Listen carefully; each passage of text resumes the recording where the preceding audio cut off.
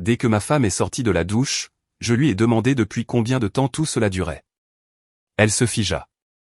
Les relevés de cartes de crédit m'avaient mené à la vérité. Puis j'ai trouvé la boîte au sous-sol. C'est là que j'ai réalisé que la femme que j'aimais depuis 39 ans jouait un jeu dont j'ignorais même l'existence.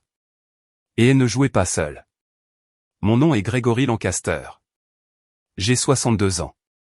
Et jusqu'à il y a 3 mois, je pensais que j'avais tout compris.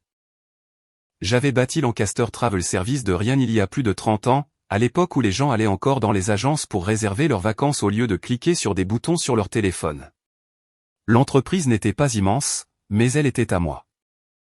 Un revenu stable, une bonne réputation dans notre communauté du Connecticut, assez pour envoyer 3 enfants à l'université et posséder notre maison entièrement payée. Monica et moi nous sommes mariés jeunes, tous deux à 23 ans et pleins de rêves. Elle travaillait comme coordinatrice des relations avec les anciens élèves à l'université de Bridgeport, mettant en contact les diplômés avec des programmes de mentorat et des événements de collecte de fonds. 39 ans ensemble, 3 enfants. Connor, 32 ans, architecte à Boston. Stéphanie, 28 ans, professeur d'anglais au lycée ici en ville. Et Ethan, 20 ans, étudiant en commerce à l'université d'État. Nous avions ce que tout le monde appelait un mariage serein. Des dîners dominicaux avec qui pouvait venir. Des voyages annuels à Cape Cod. Le genre de partenariat confortable que l'on construit après avoir traversé des décennies ensemble. Mais ce mardi-là, quelque chose clochait. J'étais rentré tôt du bureau, un luxe rare quand on gère sa propre entreprise. La maison était silencieuse. La voiture de Monica était dans l'allée, ce qui me surprit car elle travaillait généralement jusqu'à 17 heures. Je la trouvai dans notre bureau à domicile, fixant son écran d'ordinateur avec une intensité qui me fit marquer une pause dans l'encadrement de la porte. « Salut, chérie », dis-je. Je ne t'attendais pas si tôt. Elle sursauta, vraiment, et minimisa rapidement ce qu'elle regardait. Sa main trembla légèrement en se tournant vers moi, et je vis quelque chose dans ses yeux que je ne pouvais pas identifier. De la peur, de la culpabilité. Greg, sa voix était plus aiguë que la normale. J'ai eu une migraine, alors je suis parti tôt du travail, je rattrapais juste quelques emails. L'explication était logique. Monica souffrait de migraine depuis des années, mais quelque chose dans sa posture, la façon dont elle se plaçait entre moi et l'écran de l'ordinateur, déclencha des sonnettes d'alarme que je ne voulais pas entendre. C'est là que je remarquai l'enveloppe sur son bureau. Hartford Medical Center. Pas le cabinet de notre médecin habituel. Qu'est-ce que c'est ? Demandai-je en la désignant. Oh, rien. Juste des tests de routine. Elle la saisit rapidement, la glissant dans son sac. Tu sais comment ils sont avec les bilans de santé après 55 ans ? J'acquiesçai, acceptant l'explication parce que je voulais y croire, parce qu'après 39 ans, on fait confiance à sa femme. On ne l'interroge pas sur des factures médicales, des écrans d'ordinateur ou des retours anticipés. Mais cette nuit-là, allongé dans le lit pendant que Monica dormait à côté de moi, je ne pouvais pas me débarrasser du sentiment que quelque chose avait changé. La fondation confortable de notre mariage me semblait soudain moins solide, comme découvrir des termites dans les murs d'une maison que l'on croyait bâtie pour durer éternellement. Je me dis que j'étais paranoïaque. Les mariages traversent des phases. Peut-être était-elle stressée par le travail. Peut-être que je projetais mes propres anxiétés de la quarantaine sur des situations innocentes. Je n'avais aucune idée alors que les termites rongeaient nos fondations depuis des mois. Qu'au moment où j'avais remarqué cette facture médicale, ma femme avait déjà volé notre avenir et planifié son départ avec un autre homme.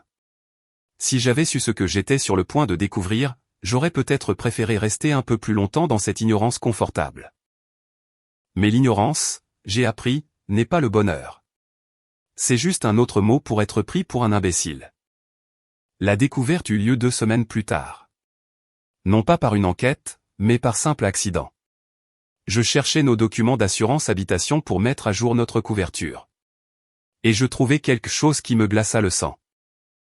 Notre maison, la coloniale de 3 chambres que nous possédions entièrement depuis 15 ans, avait une deuxième hypothèque dessus, $290 000, contractée il y a 7 mois.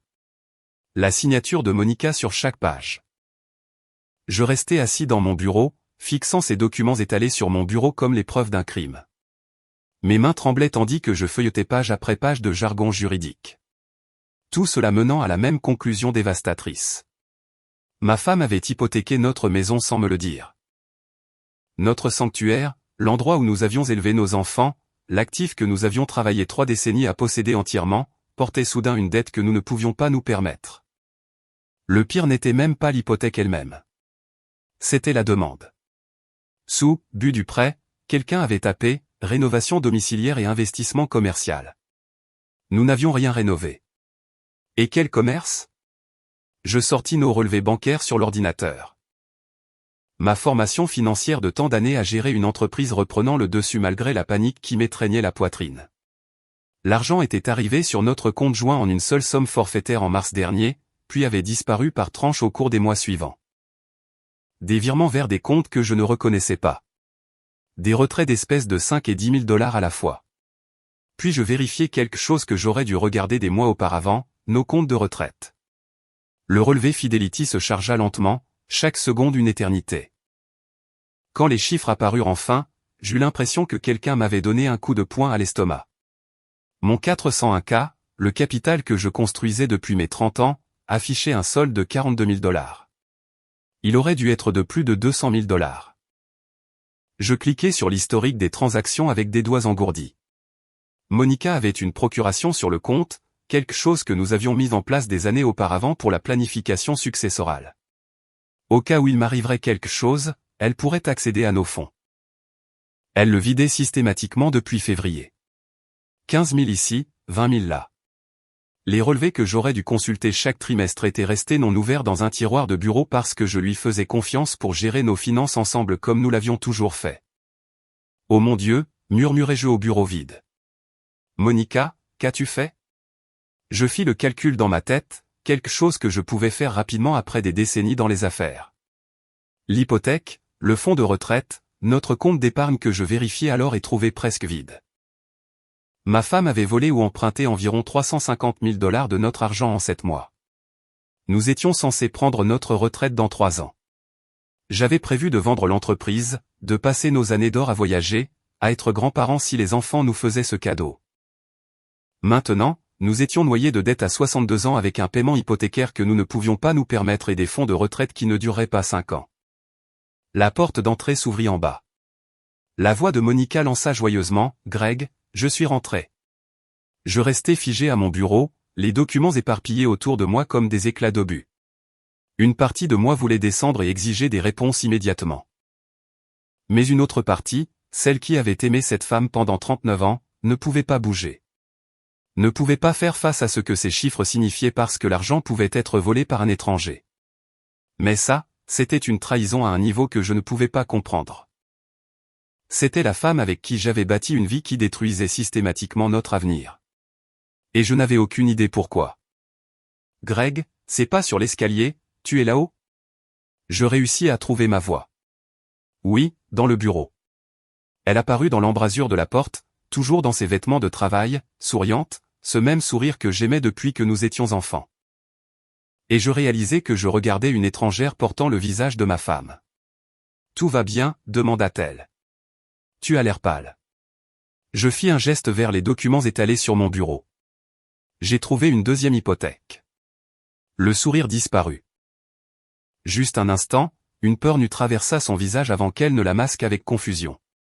Oh, ça j'allais te le dire, ma voix sortit plate, sans émotion. Avant ou après nous avoir ruinés? Monica tenta de détourner la conversation pendant une autre heure, inventant des excuses sur des investissements et des opportunités, mais je n'en croyais rien. J'avais passé 30 ans à analyser les finances de l'industrie du voyage. Je reconnaissais la comptabilité créative quand je la voyais.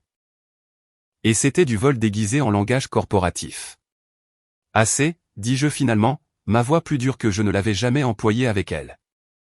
Je veux la vérité. Toute la vérité, maintenant. Elle s'assit sur le bord de notre lit, paraissant plus petite que je ne l'avais jamais vue. J'ai rencontré quelqu'un.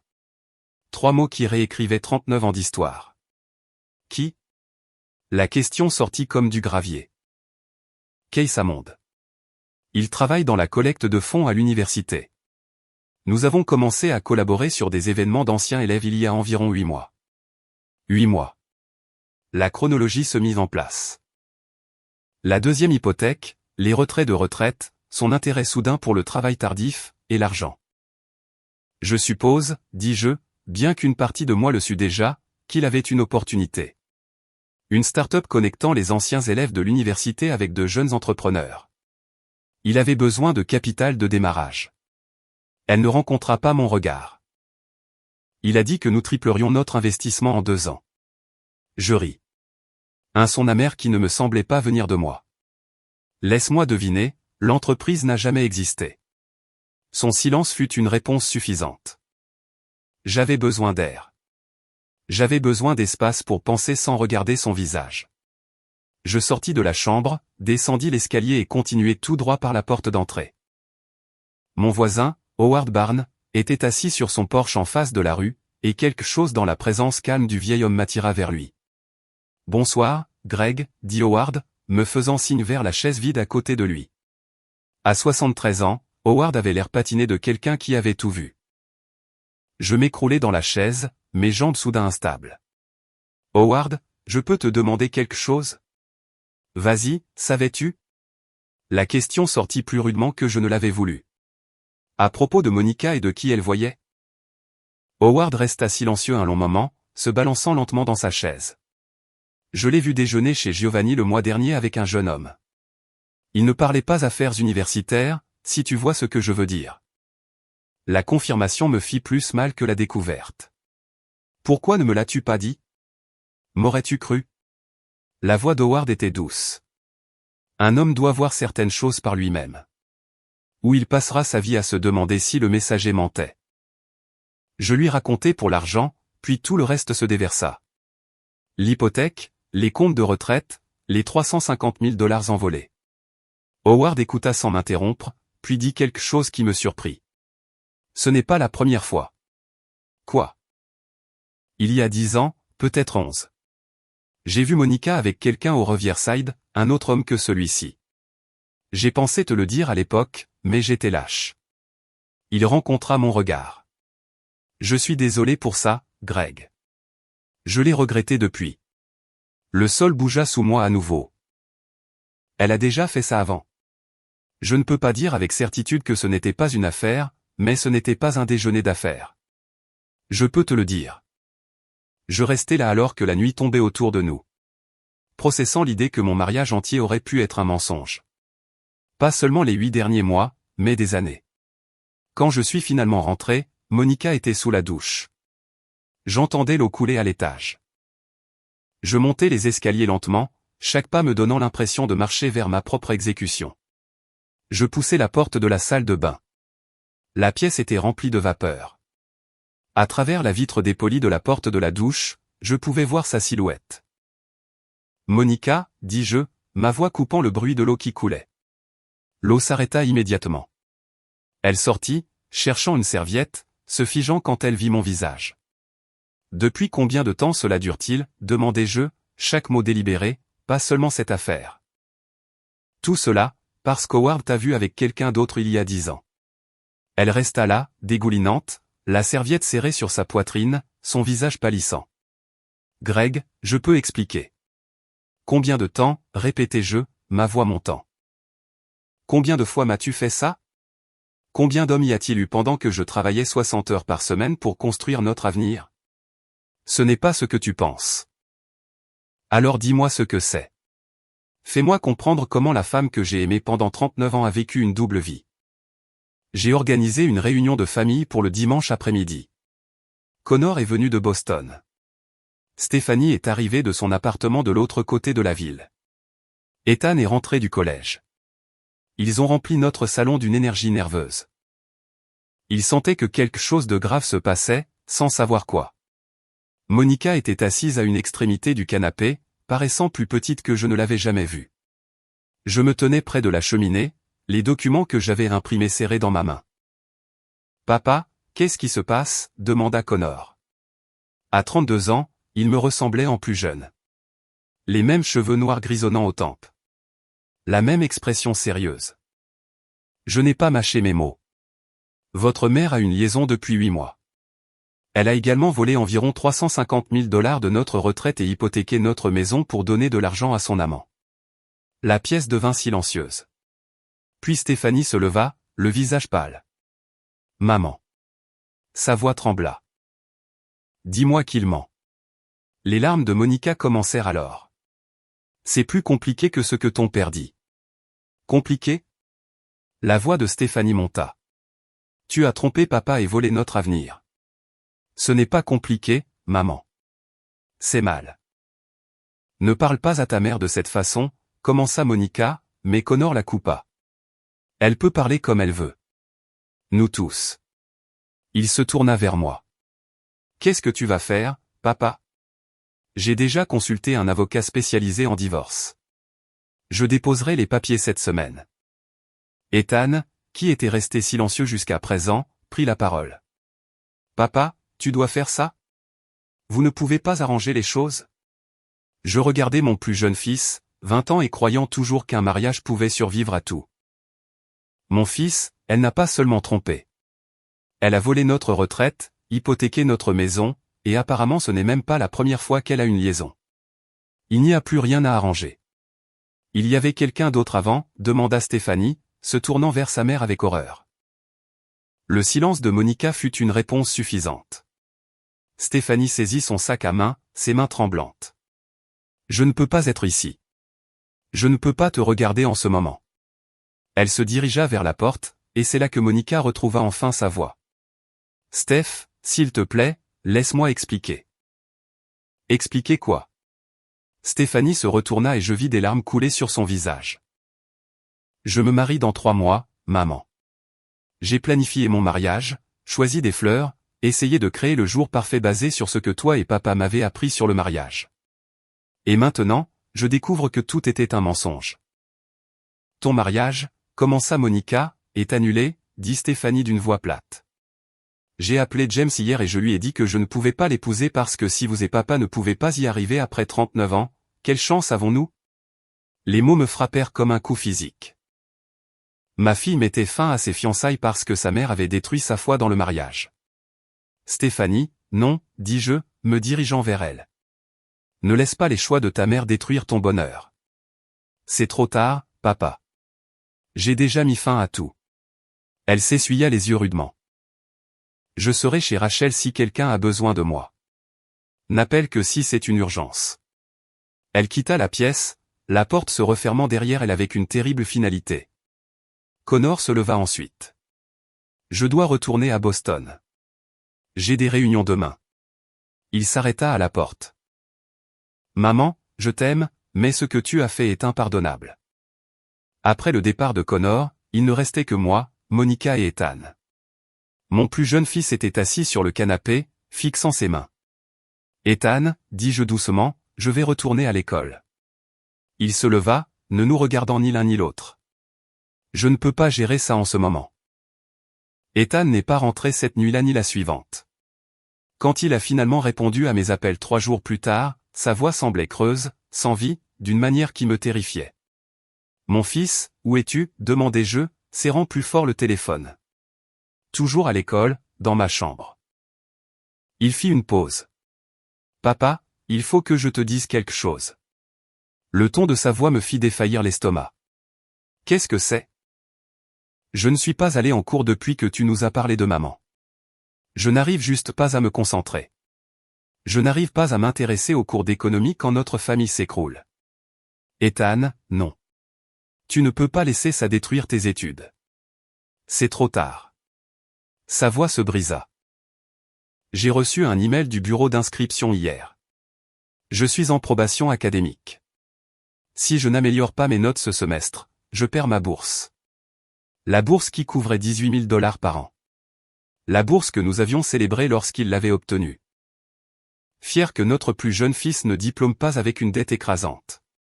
C'est grave à quel point, demandai-je, bien que je redoutasse la réponse. J'ai manqué 2 semaines de cours, raté mes examens de mi-session et 3 cours. Papa, même si j'excelle à partir de maintenant, je vais probablement la perdre. Je fermai les yeux, luttant contre la rage envers Monica. C'était son fait. L'avenir de notre fils endommagé parce qu'elle n'avait pas pu tenir ses mains éloignées de nos comptes bancaires. Rentre ce week-end, dis-je. On va arranger ça ensemble. Qu'est-ce qu'il y a à arranger? Sans la bourse, je ne peux pas me permettre de rester. Tu as dit que maman avait tout pris. Je trouverai un moyen. Peut-être que je pourrais contracter un prêt. Ou papa, tu as 62 ans. Tu ne peux pas prendre plus de dettes parce que maman a décidé de financer sa liaison. Son rire était amer. Un rire inhabituel pour mon fils habituellement optimiste. J'arrête mes études. J'ai déjà parlé à mon conseiller pour prendre un congé. Ethan, s'il te plaît, ne prends pas de décision permanente maintenant. C'est déjà fait. Papa, je rentre la semaine prochaine pour vider ma chambre. Après qu'il eut raccroché, je restais assis dans mon bureau, fixant le mur, additionnant les victimes de la trahison de Monica, les fiançailles brisées de Stéphanie, le respect brisé de Connor pour sa mère, et maintenant l'éducation d'Ethan, l'avenir que nous lui avions promis, détruit. J'appelai mon voisin Howard ce soir-là. Le vieil homme vint avec une bouteille de bourbon, et nous nous assîmes sur ma terrasse arrière au coucher du soleil. Ethan arrête l'université, lui dis-je. Il a perdu une bourse parce qu'il est trop déprimé pour fonctionner. Howard nous versa à chacun 2 doigts de bourbon. C'est vraiment dommage. Ce garçon a une bonne tête. Avait une bonne tête. Maintenant, il abandonne son avenir parce que sa mère n'a pas pu garder ses jupes fermées ou ses mains hors de nos comptes bancaires. Nous bûmes en silence un moment. Puis Howard dit quelque chose qui me surprit. Tu connais mon Eleanor. Elle est revenue. Quoi? Après notre divorce, 5 ans plus tard, elle est revenue. Il fixa son verre, son visage buriné triste. Le vendeur d'assurance l'avait quittée pour quelqu'un de plus jeune. Elle est tombée malade, un cancer, et est venue me demander une autre chance. A dit qu'elle avait commis la plus grande erreur de sa vie en me quittant. Que as-tu fait? Je lui ai dit non. Il rencontra mon regard. Je lui ai dit que j'avais tourné la page. Qu'elle avait brûlé ce pont. Elle est morte 2 ans plus tard, seule dans un hospice à Syracuse. Et Greg, j'ai regretté cette décision chaque jour pendant les 25 dernières années. Tu penses que je devrais reprendre Monica? Je ne pouvais pas masquer mon incrédulité. Je pense que la douleur nous fait faire des choses stupides. Elle nous fait choisir la fierté plutôt que la compassion, la vengeance plutôt que la miséricorde. Il remplit nos verres. Je ne dis pas que ce que Monica a fait était juste, mais je dis que dans 30 ans, tu devras vivre avec le choix que tu feras. Assure-toi que c'est un choix que tu pourras supporter. J'ai réfléchi à ces paroles longtemps après son départ. J'ai pensé à Monica à l'étage dans notre chambre d'amis, aux 39 ans de mariage, aux vies brisées de nos enfants. Mais j'ai aussi pensé aux 350 000 $ qu'elle avait volés. Aux mensonges qui remontaient à au moins 10 ans. À la destruction systématique de tout ce que nous avions construit. Certains ponts, une fois brûlés, ne pouvaient pas être reconstruits. Et je n'étais pas sûr de vouloir essayer. J'ai rencontré mon avocat, Robert Cross, le jeudi matin à son bureau du centre-ville de Bridgeport. L'homme avait la fin de la cinquantaine, avec les yeux perçants de quelqu'un qui avait vu toutes les variations de la trahison humaine. Monsieur Lancaster, dit-il en me serrant la main. J'ai examiné les documents que vous avez envoyés. C'est une situation assez délicate. C'est un euphémisme, dis-je, assis en face de son bureau. Il sortit un bloc-notes couvert de notes. La deuxième hypothèque est particulièrement problématique. Le Connecticut est un état de distribution équitable, ce qui signifie que les biens matrimoniaux sont divisés équitablement. Pas nécessairement à 50-50e. Mais le fait que votre femme ait contracté cette hypothèque à votre insu et utilisé les fonds pour une affaire extra-conjugale nous donne un levier significatif. Qu'en est-il des comptes de retraite? Ceux-là sont plus délicats. Elle avait l'autorité légale pour y accéder en tant que votre mandataire. Mais le fait qu'elle les ait vidés pour un usage personnel pendant une liaison, c'est une infidélité financière. Nous pouvons arguer qu'elle a manqué à son devoir fiduciaire envers le mariage. Je me penchai en avant. Robert, je ne veux pas une division équitable. Je veux une protection. Elle a déjà prouvé qu'elle détruira nos finances. Qu'est-ce qui l'empêche de contracter d'autres prêts, d'accumuler les cartes de crédit, de nous ruiner complètement avant la finalisation du divorce? Il acquiesça, prenant des notes. Nous déposerons une ordonnance restrictive temporaire immédiate, gelant tous les biens matrimoniaux. Elle ne pourra pas accéder aux comptes bancaires. Contracter de nouveaux prêts ou faire des achats importants sans l'approbation du tribunal. Je recommanderais également que nous demandions une séparation immédiate des finances. Combien de temps tout cela prendra-t-il pour obtenir l'ordonnance restrictive temporaire? Nous pouvons déposer la demande aujourd'hui et avoir une audience d'ici lundi. Le divorce lui-même, si elle le conteste, pourrait prendre 6 à 18 mois. Elle le contestera.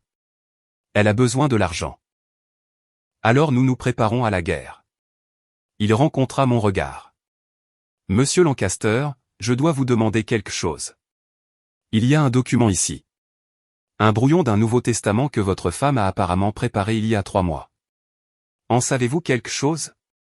Je le fixai. Quel testament? Il fit glisser un papier sur le bureau.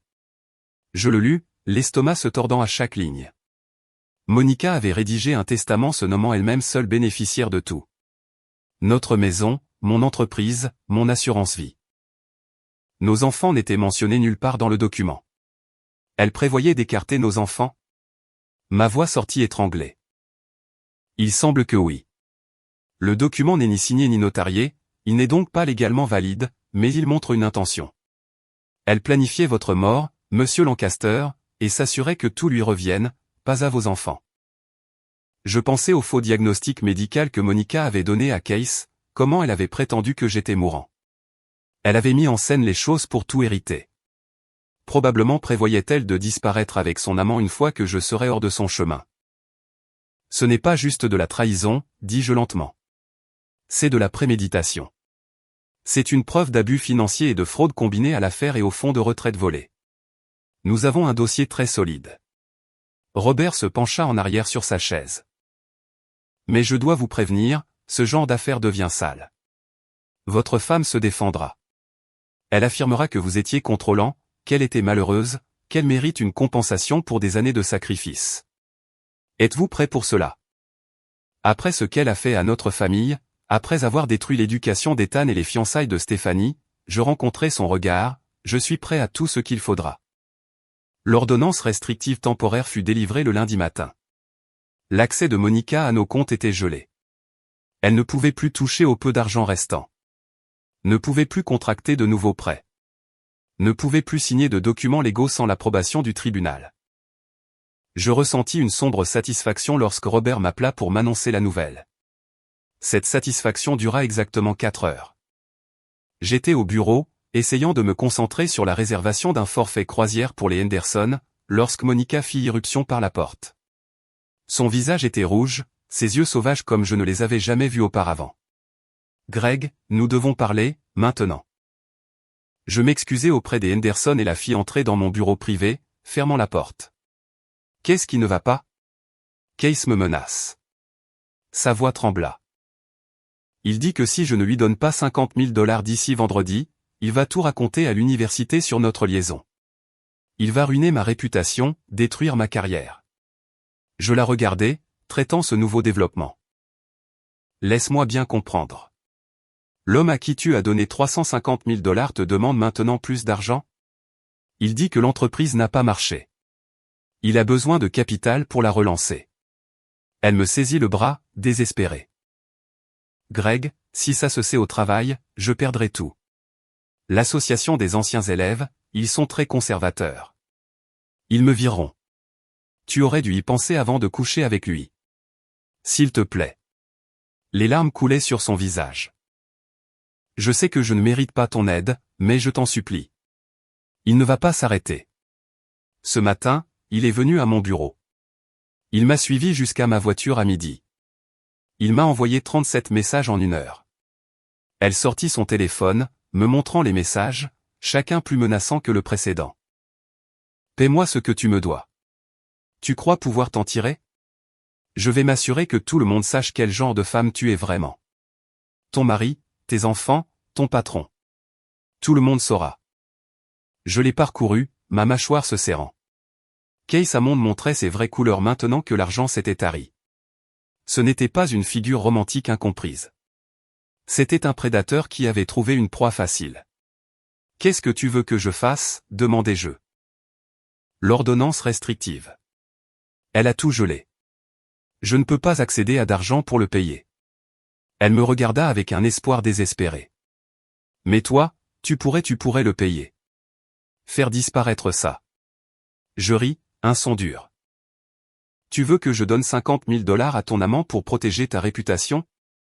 Pour protéger notre famille, Greg. Si cela devient public, cela détruira Stéphanie et Ethan encore plus qu'ils ne le sont déjà. Toute la ville saura.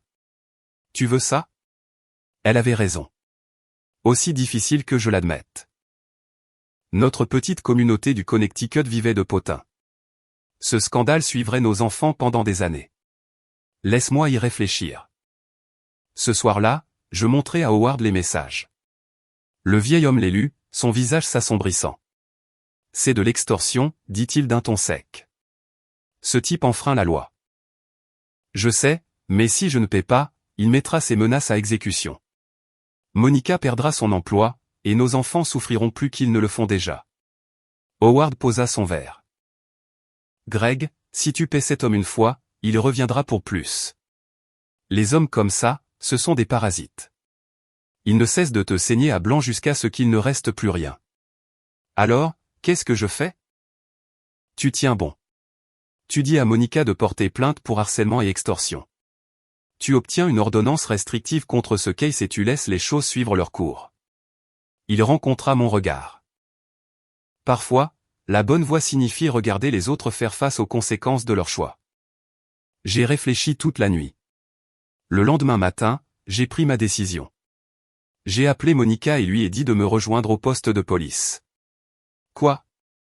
Pourquoi? Demanda-t-elle. Parce que Case Hammond commet un crime et que nous allons le dénoncer.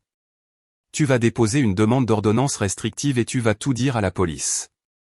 Greg, non. Si je fais ça, tout se saura quand même. Alors ça se saura. Mais nous ne paierons pas de chantage, Monica. Nous avons déjà perdu 350 000 $ à cause de cet homme.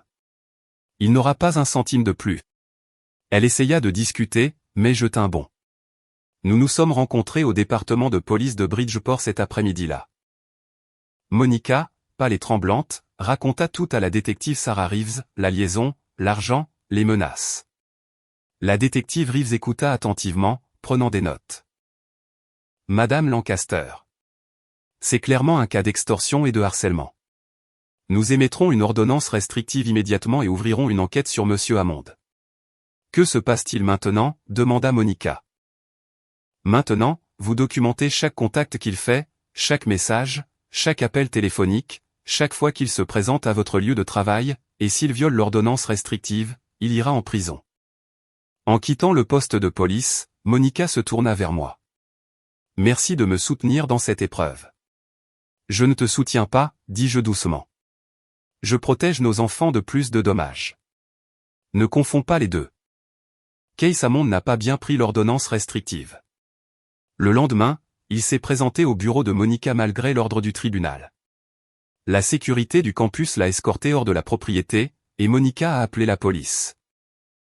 Ils l'ont arrêté pour violation de l'ordonnance restrictive, l'ont détenu pendant 12 heures, puis l'ont libéré sous caution.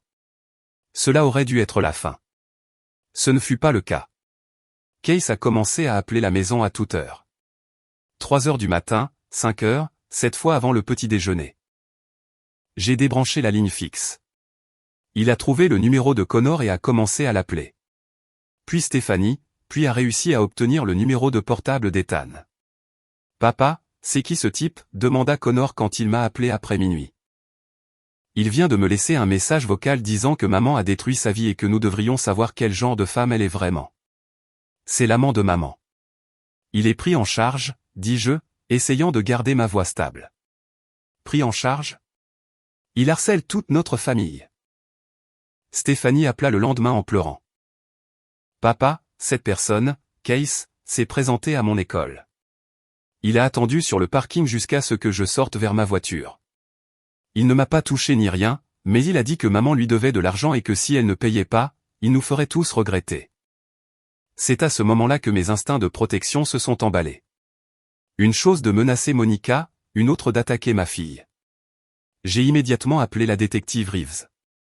Il a approché ma fille sur son lieu de travail. Il intensifie ses actions. Nous le ferons venir pour un nouvel interrogatoire, dit-elle, mais monsieur Lancaster, tant qu'il ne commet pas d'acte violent, nous avons les mains liées. Les ordonnances restrictives sont des morceaux de papier. Elles n'arrêtent pas les personnes déterminées. Alors qu'est-ce que je suis censé faire? Attendre qu'il blesse l'un de mes enfants? Documentez tout. Gardez vos enfants loin des situations isolées. Envisagez d'engager une sécurité privée si vous êtes vraiment préoccupé. J'ai raccroché, furieux de l'impuissance du système. Puis j'ai pris une décision qui n'était probablement pas judicieuse, mais qui semblait nécessaire. J'ai conduit jusqu'à l'appartement de Case, une adresse que j'avais obtenue du rapport de police. C'était dans un complexe délabré de l'est de Bridgeport. J'ai frappé à sa porte juste après 18 heures. Case a répondu, surpris de me voir. Il était plus jeune que je ne l'avais imaginé, peut-être 47 ans, avec le genre de beauté juvénile qui charmait probablement facilement les femmes. À ce moment-là, ses traits étaient gâchés par plusieurs jours de barbe naissante et des yeux injectés de sang. « Gregory Lancaster », dit-il, avec un sourire en coin, le cocu lui-même. J'ai gardé ma voix calme et contrôlée. « Vous allez cesser de contacter ma famille, tous. Ma femme, mes enfants, tout le monde. » « Ou quoi? Vous appellerez la police? » « Déjà essayé. Ça n'a pas si bien marché pour vous, n'est-ce pas? Ou je vous rendrai la vie très difficile. » Je me suis approché, le laissant voir que je ne reculerai pas. J'ai passé 30 ans à construire des relations d'affaires dans cette communauté. Je connais du monde, des juges, des chefs de police, des propriétaires d'entreprises. Vous continuez à harceler ma famille et je m'assurerai que vous ne puissiez pas trouver d'emploi à moins de 50 miles d'ici. Vous me menacez, vieil homme? Je vous le promets. Restez loin de ma famille ou vous le regretterez. Case rit. Votre femme me doit. Elle m'a promis des choses, fait des projets avec moi, puis m'a jeté comme une ordure quand vous l'avez découvert. Je ne pars pas avant d'avoir ce qui m'est dû. Vous avez déjà eu 350 000 $. C'est plus que ce que la plupart des gens voient dans une vie. C'était pour l'entreprise. Ça, c'est une question de respect. Sa voix devint dure. Monica s'est moquée de moi. Elle ne s'en sortira pas comme ça. J'ai compris alors dans quoi Monica s'était engagée. Pas une liaison romantique, mais un prédateur calculateur qui avait ciblé une femme vulnérable et l'avait saignée à blanc. Et maintenant que l'argent était parti, il voulait se venger. Il ne s'agit pas d'argent ou de respect, dis-je doucement. Il s'agit de contrôle. Vous ne supportez pas qu'elle ait choisi sa famille plutôt que vous. Elle n'a rien choisi. Vous l'avez coupée de l'argent. Sinon, elle serait toujours avec moi. La déroute dans sa voix était presque triste. Restez loin de ma famille, Case. C'est votre seul avertissement. Je me suis retourné pour partir et il m'a appelé. Dis à Monica qu'elle ne peut pas se cacher derrière toi éternellement. Dis-lui que je n'en ai pas fini avec elle. Loin de là. Je suis rentré chez moi, les mains tremblantes sur le volant. Non pas de peur, mais de rage. Cet homme nous avait pris notre argent, détruit la paix de notre famille, et maintenant il nous terrorisait activement. Cette nuit-là, j'ai installé des caméras de sécurité autour de notre maison, mis à jour toutes nos serrures, m'assurant que Monica, Stéphanie et Ethan avaient tous du gaz poivre. J'avais l'impression de me préparer à la guerre dans ma propre ville natale. Howard est venu me voir quand il m'a vu installer les caméras. C'est si grave?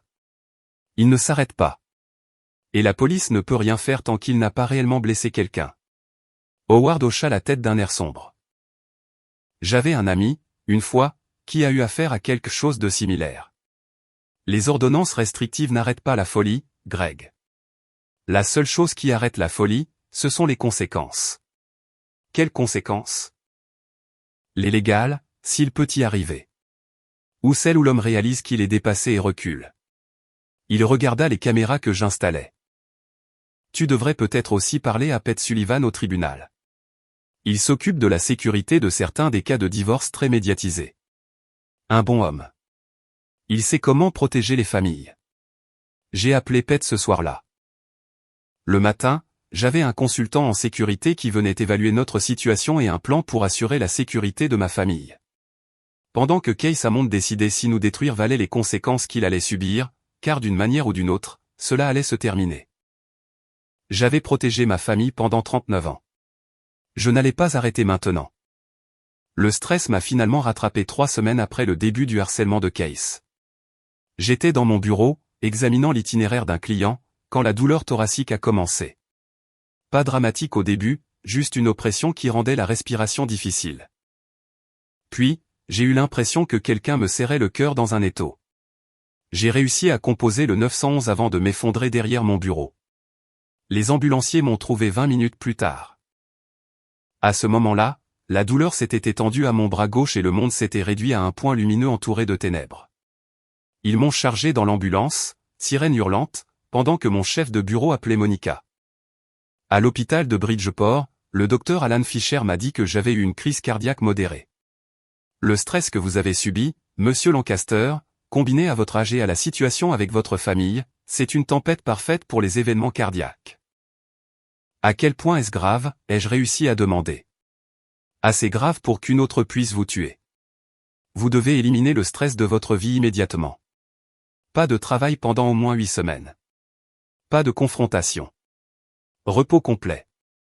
Monica est arrivée à l'hôpital, l'air terrifié.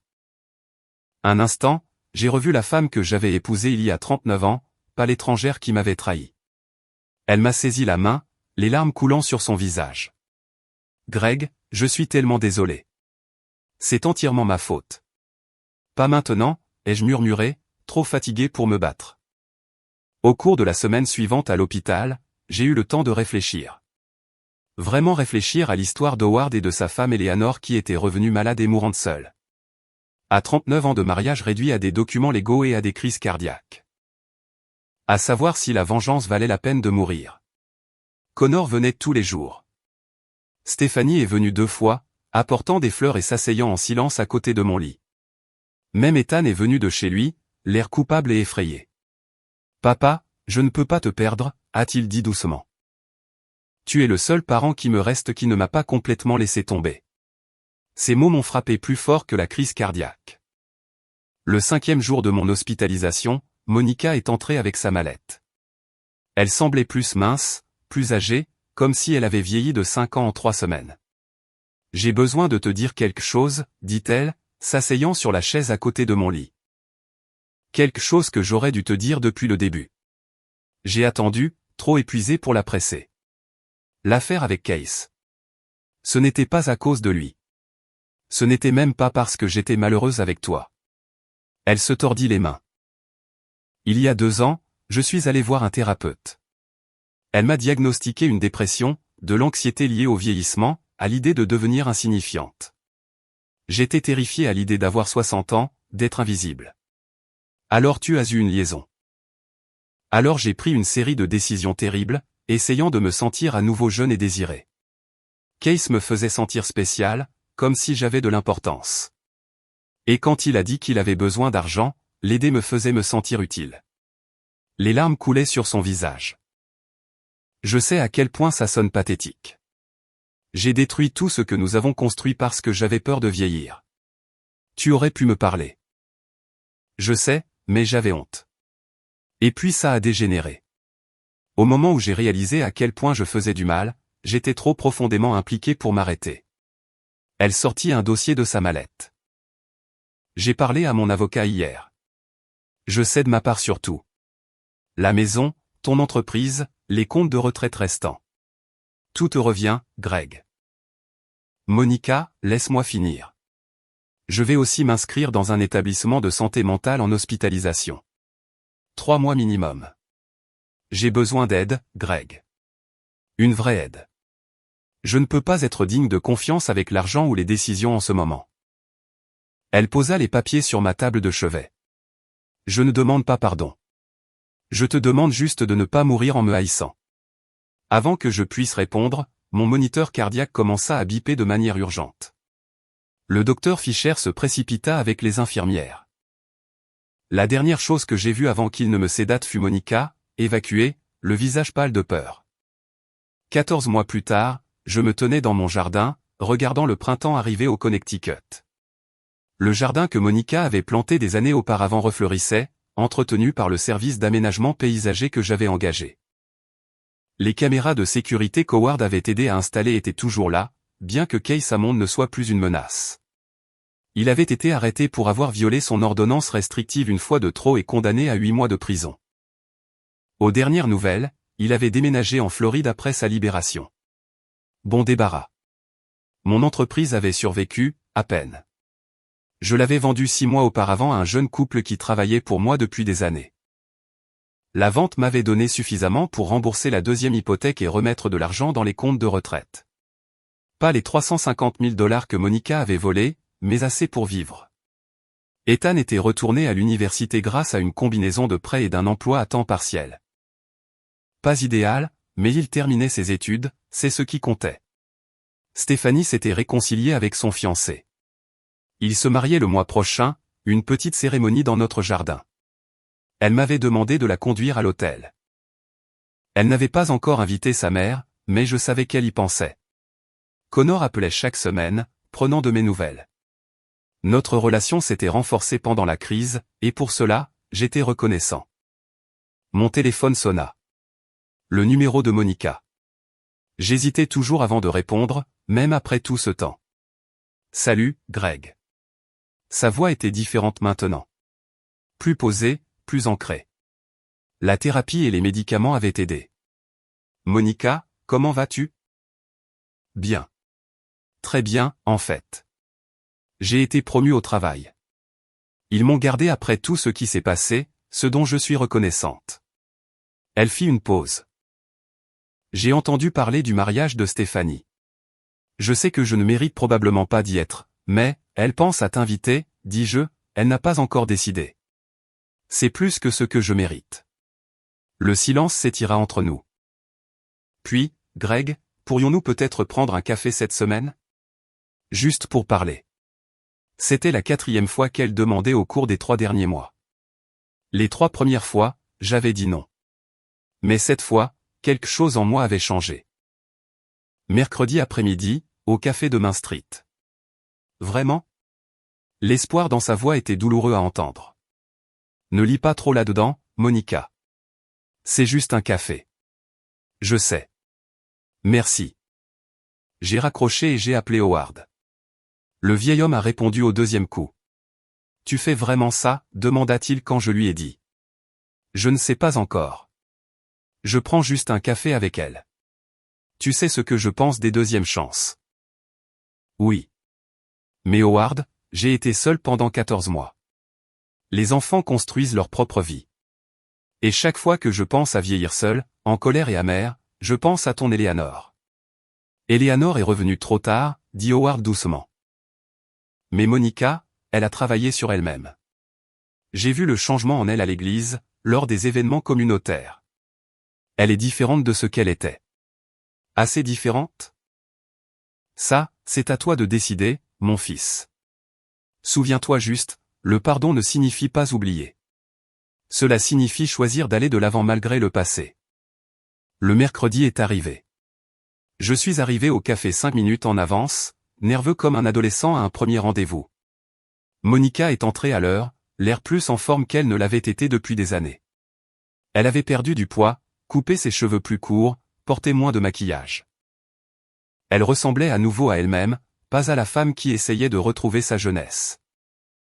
Nous avons parlé pendant 2 heures de sa thérapie, des médicaments qui l'aidaient avec son anxiété et sa dépression, du conseil financier qu'elle avait suivi, de la façon dont elle assistait à des réunions pour les personnes ayant des addictions aux dépenses. Je ne peux pas défaire ce que j'ai fait, dit-elle finalement. J'ai détruit 39 ans de confiance en 8 mois d'égoïsme. Je n'attends pas que tu me pardonnes. Mais Greg, je veux que tu saches que je suis différente maintenant. Le travail que j'ai fait, c'est réel. Je peux le voir, ai-je admis. Pourrions-nous peut-être refaire ça? Juste un café, juste parler. J'y ai pensé. Aux soirées solitaires dans une maison trop silencieuse. Aux 39 ans d'histoire partagée qui ne pouvaient pas simplement être effacées. Au regret d'Howard d'avoir choisi la fierté plutôt que la compassion. Peut-être, dis-je. Prenons notre temps.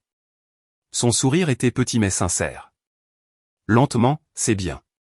Lentement signifie qu'il y a encore une possibilité. J'ai conduit chez moi cet après-midi-là, ne sachant pas ce que l'avenir me réservait. Savoir si Monica et moi pouvions reconstruire quelque chose des cendres de notre mariage était incertain. Savoir si je pouvais jamais lui faire entièrement confiance à nouveau était discutable. Mais je savais une chose. J'avais 63 ans et je préférais passer mes années restantes à essayer de guérir plutôt que de laisser l'amertume consumer ce qui restait. Ce soir-là, assis sur ma terrasse arrière, j'ai appelé Stéphanie. « Papa, tout va bien ? » « Oui, chérie. »« Écoute, à propos de ta mère et du mariage. »« J'y ai pensé, » m'interrompit-elle. Elle a vraiment essayé.